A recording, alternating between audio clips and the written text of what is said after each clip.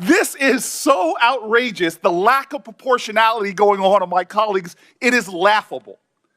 This is absolutely insane that we have a president of the United States that has now made $2 billion doing what? Wow, he's such a shrewd businessman. Let me create my own crypto coin and have foreign nations invest in it. Oh, and by the way, if you are a corporation in America, put my children on the board and they'll get no bid contracts.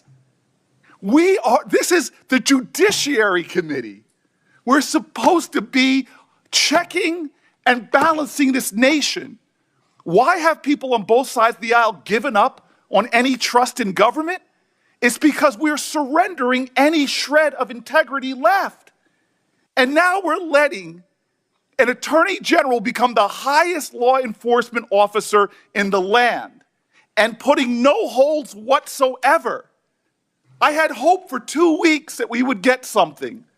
2 weeks that we would have something substantive to stop the world's greatest presidential tax cheat from cheating. And if you thought Washington couldn't get any more dramatic, think again. Cory Booker just delivered a fiery speech attacking Todd Blanche, Donald Trump, and virtually every Republican on the Senate Judiciary Committee. He called Trump corrupt, questioned Blanche's independence, and warned that America was heading into dangerous territory. But here's the question the mainstream media isn't asking. Did Booker actually present convincing evidence, or was this another emotionally charged political speech designed to energize the Democratic base? Today, we're breaking down exactly what happened, separating facts from political rhetoric, and explaining why conservatives are looking at this hearing very differently. Before we get started, make sure you hit that like button, subscribe to the Blue Brief, and turn on notifications so you never miss our coverage of the biggest political battles happening in America. Let's get into it. Mr. Chairman, I am shocked. I think I've been here 14 years. I have not seen something as farcical as what I've witnessed over the last few weeks. We have a nominee that it seemed like some of my colleagues in a noble way were saying is unqualified unless he gives some kind of guarantee that what we now know on both sides of the aisle, Americans think is absolutely outrageous. A slush fund had been created for the president to dole out to people who've done the most awful things, literally people that stormed the Capitol and beat police officers in this building would not get taxpayer dollars as some kind of reward. Universal disagreement on that, and the fact that a president of the United States is not above the law and shouldn't be able to cheat on their taxes. And so I sat back for days now looking forward to us, at least of all the things that Todd Blanche has done that is disqualifying for this job, I thought at least we were going to be able to get an end to that nightmare. And here's the thing, Mr. Chairman.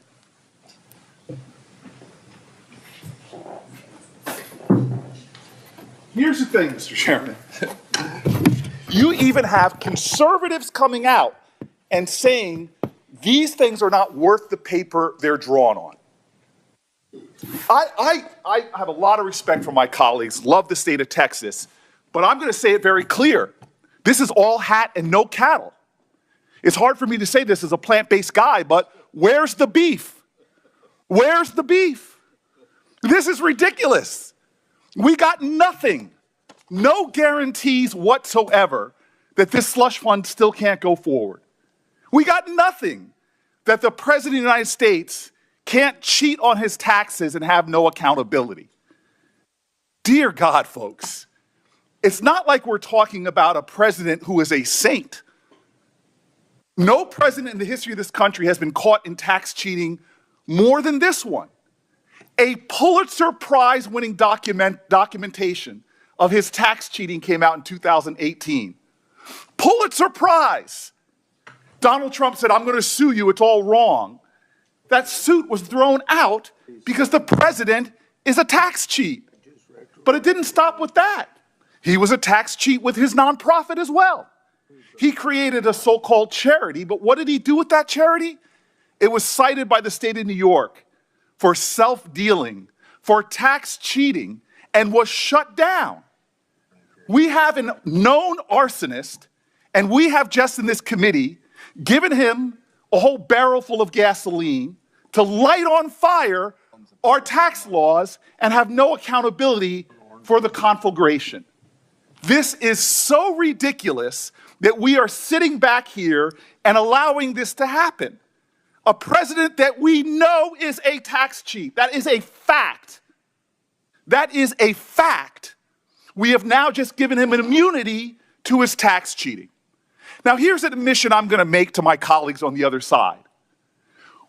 We've had presidents that have done things that, to me, do not pass the smell test and do not pass the appearance of impropriety. I think this committee should pass a law that no children of presidents should be able to grift off their parents' office. To me, it is ridiculous the corruption that we have normalized in America, that presidents' children can go out and sit on boards and make money. That is wrong and that is corrupting. But they have become so obsessed with the millions that the Bidens have made that they have ignored completely the billions of dollars that the Trump family is making. That is like being obsessed and using a magnifying glass to study the stain on the living room carpet when behind you is a mountain of excrement covering the living room couch and coffee table. During the Senate Judiciary Committee hearing, Senator Cory Booker delivered a lengthy and emotional criticism of Todd Blanche, President Trump's former defense attorney and nominee for Attorney General. Booker argued that Blanche would prioritize loyalty to President Trump over the independent administration of justice. Throughout his remarks, Booker also criticized President Trump's record on taxes, ethics, and business dealings, while expressing concern about the direction of the Justice Department. It was one of the most passionate speeches we've seen this year.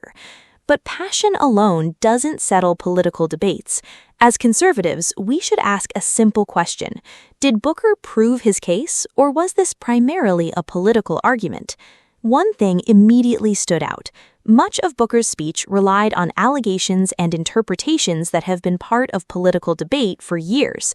He revisited controversies surrounding Trump's finances, his former charitable foundation, and ongoing political disputes that have already received enormous public attention. Whether viewers agree or disagree with Booker's conclusions, these are not new arguments. Instead, the hearing became another chapter in a long-running political battle that has defined Washington for nearly a decade. Booker also criticized Republicans for focusing heavily on investigations involving the Biden family, while paying less attention to allegations involving President Trump. From a conservative perspective, many Americans would respond that congressional oversight isn't an either-or proposition.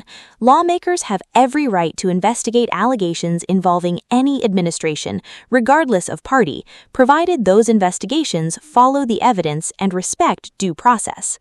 Booker also raised concerns about Todd Blanche's reported interactions connected to the Jeffrey Epstein investigation and argued that victims deserve complete justice. Justice for victims is something virtually everyone can agree on. And we've done nothing. And this man is going to now sail to the floor, and history is going to show it. I know what's going to come out in history on this president, and I know what's going to come out on Todd Blanche. And the simplest way that should outrage any shred of decency my colleagues have, because this isn't left or right, this isn't presidential enrichment, this is the deepest, most sacred urgency of this committee, and I know colleagues on both sides care about it. Victims of crime should have justice. And here in the United States of America, one of the greatest sex trafficking rings we've ever seen, when only 2 people, over 1,000 women, sexually assaulted and raped. Only 2 people have been held accountable. There are other criminals out there that haven't been found. And what did the man that we're talking about becoming the Attorney General of the United States, what did he do? Well, he joined in the Situation Room in the White House. Y'all know what the Situation Room is, right? This is where we go to deal with the greatest national security threats in a classified room, to deal with the safety of our nation. And yet this administration, in the Situation Room, calls an emergency meeting at which Todd Blanche was there to say, what are we going to do, because the president appears in the Epstein files hundreds of times.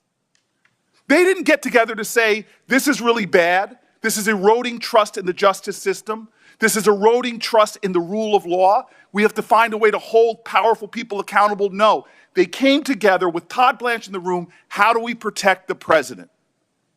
And what happened after that? One of the most unusual things in the history of our country happened after that. Todd Blanche, at the highest heights of our Justice Department, ran to the prison of Ghislaine Maxwell. This is unprecedented.